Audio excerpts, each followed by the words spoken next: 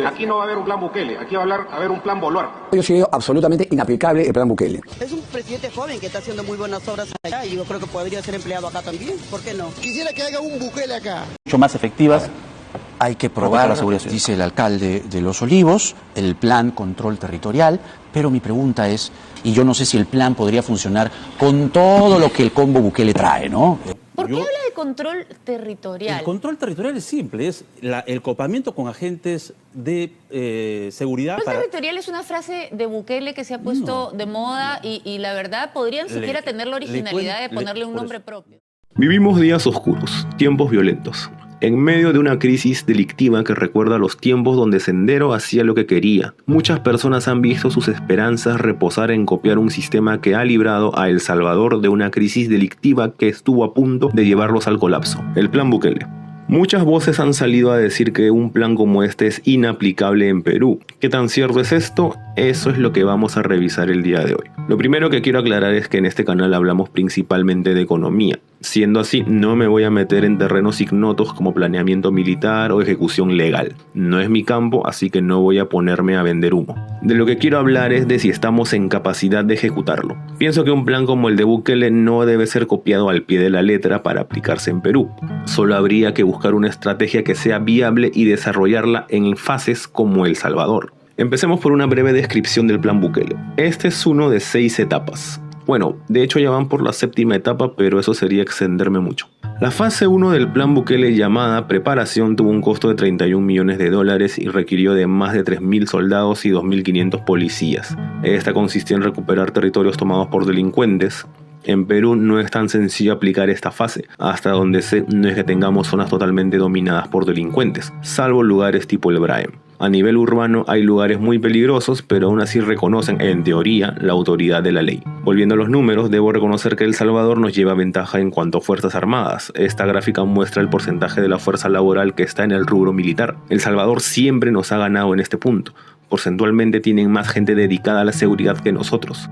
Sin embargo, nosotros tenemos una mayor tasa militar que el promedio de Latinoamérica. Eso es que si nos comparamos con la mayoría de países de la región, alcanzar la cuota de El Salvador nos sería menos difícil a nosotros que a nuestros vecinos. Eso nos da cierta ventaja respecto a los demás en la lucha contra la delincuencia. Si nos fijamos en los niveles de empleo, veremos que tenemos más gente empleada y aún así tenemos menos gente dedicada a las Fuerzas Armadas que El Salvador. Por lo tanto, tendríamos que hacer que la carrera militar se haga más atractiva para la oferta laboral. Esto es un tema de fondo que no será fácil de solucionar en el corto plazo. La segunda fase, oportunidad, es una que siempre debería aplicarse en todas partes. Consiste en alejar a los sectores más propensos de la población a caer en ilícitos de ese mundo. Esta fase tuvo un costo aproximado de $98 millones, todo para invertir en deporte, actividades recreativas, educación y cualquier cosa que se te ocurra para que los mozalbetes no estén de vagos en las calles.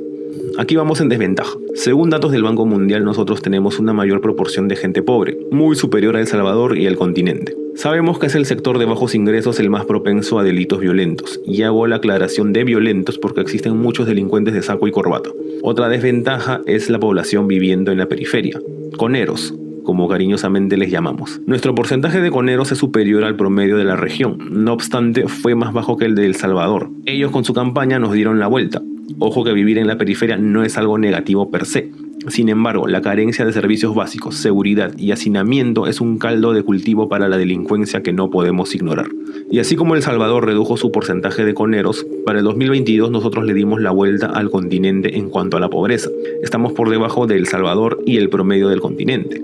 Eso es que se puede mejorar, no porque estemos mal en algo nos vamos a quedar así. La tercera etapa es la modernización. Con un costo de $210 millones, es la etapa más costosa del plan Bukele. Consiste en mejorar el armamento, vehículos y equipos de las fuerzas del orden. Estamos jodidos en ese aspecto, y esto no lo digo por el costo elevado, sino porque nuestras autoridades no son conscientes de las prioridades. O sea, han gastado $7.500 millones en comprar aviones de combate. Yo reconozco la importancia de fortalecer nuestra fuerza aérea, no obstante, a menos que sean para bombardear campamentos de narcos, minas ilegales o el búnker del maldito Chris, no me parece que sea el mejor momento para este gasto. Además de eso, no solo necesitamos una mejora tecnológica y logística en las fuerzas del orden, debemos mejorar urgentemente a nuestros policías y militares. Odio comparar, pero es que si ves los policías de otros países te deprimes cuando ves a los nuestros. De hecho, nuestro gasto militar se ha visto mermado en los últimos años. Por lo general estuvimos por encima del promedio latinoamericano, y por supuesto que arriba de El Salvador. Como se muestra en esta gráfica, siempre fue así, hasta cerca de la pandemia, que le redujimos el gasto a las Fuerzas Armadas, curiosamente durante el gobierno de cierto lagarto. Las siguientes etapas son incursión y extracción. Son fases netamente estratégicas y militares. No puedo aportar mucho al respecto, ya que esos no son mis campos.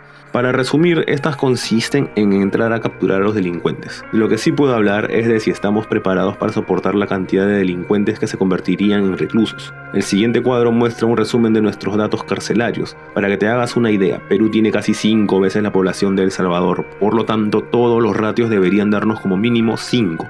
Cualquier ratio que sea inferior a este número nos dará problemas para alcanzar a El Salvador. Esta información no está actualizada. Esta gráfica muestra datos más recientes al 2022. Son los presos por cada 100.000 habitantes. Perú siempre fue superior, eso es porque siempre hemos excedido nuestra capacidad carcelaria. Sin embargo, quiero que se note cómo es que la tasa de presos en El Salvador se dispara en el 2022. No es ningún secreto que esto se debe al plan Bukele. Y ahora va un dato muy importante. Actualmente El Salvador tiene más de 70.000 presos. Eso es que su capacidad carcelaria aumentó en más de 40.000. Esto se debe a la supercárcel que se construyó, con una capacidad de 40.000 reclusos y un costo aproximado de $70 millones. Este complejo ha ampliado por encima del doble la capacidad de El Salvador. Son 40.000 personas recluidas. Eso es como meter a todo el Monumental, 2 Matutes o 15 Gallardos.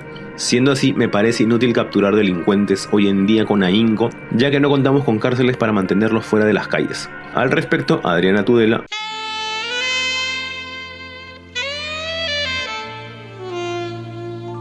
waifu del canal, propuso algunas medidas para suplir esta carencia.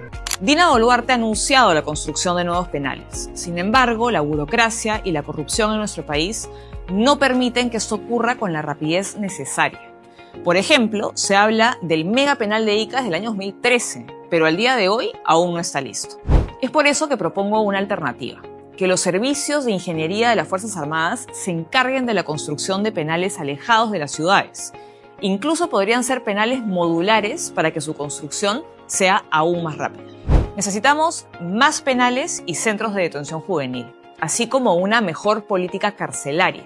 La población carcelaria debe ser reorganizada. Por ejemplo, debe haber penales solo para quienes cumplen prisión preventiva, penales solo para reos primarios y penales de máxima seguridad para los criminales más peligrosos. Yo discrepo, no creo que el personal militar deba encargarse de la construcción de cárceles. Como ya demostré, nos falta personal para seguridad. No podemos utilizar a nuestras fuerzas como mano de obra. Sobre los penales modulares, puede ser, pero no para todos los presos. Hay delincuentes que requieren máxima seguridad y un penal modular no me inspira confianza para eso. En cuanto a la reorganización, en eso estoy totalmente de acuerdo. La siguiente etapa es la más polémica, la integración. Básicamente se refiere a reinsertar a los reclusos que cumplieron su condena a la sociedad. Esto es de lo que siempre hablan los sectores de izquierda para justificar tener terrucos sueltos en las calles. Esta etapa tiene un costo anual de $30 millones aproximadamente. Es un gasto fuerte el que viene realizando El Salvador, pero el resultado es evidente. Su tasa de homicidio se redujo drásticamente, a diferencia de la peruana que ha empezado a elevarse. Ningún costo es demasiado alto para preservar vidas humanas.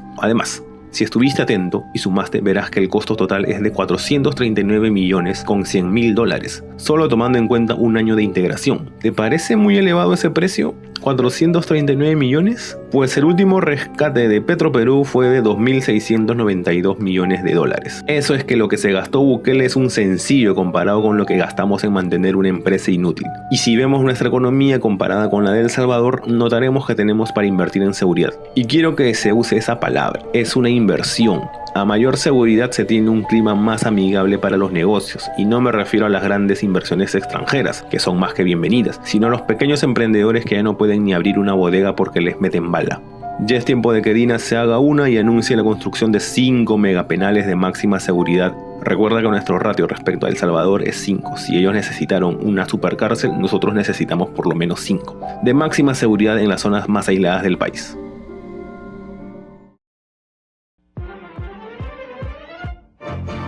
Amigazos, con este video queremos demostrar que más que recursos lo que se necesita es voluntad para solucionar problemas, algo que no vemos que se dé en este gobierno. Esperemos que para la próxima voten por alguien que realmente quiera mejorar las cosas. Queremos agradecer a don Juan Plaguey 0, a Pioquera 1 y Joseph Aldair Chuchón Arotoma por su generoso apoyo. Este canal es un hobby, pero los apoyos monetarios nos incentivan a ponerle más empeño y constancia. Aparte, queremos invitarlos a que se suscriban al canal de WhatsApp, allí realizamos encuestas constantemente para mejorar el contenido. Por ejemplo, este video pudo ser un stream, pero la encuesta arrojó que no era lo que el público deseaba. Eso será todo por ahora. Te ha hablado la inteligencia artificial y te deseo buenas noches.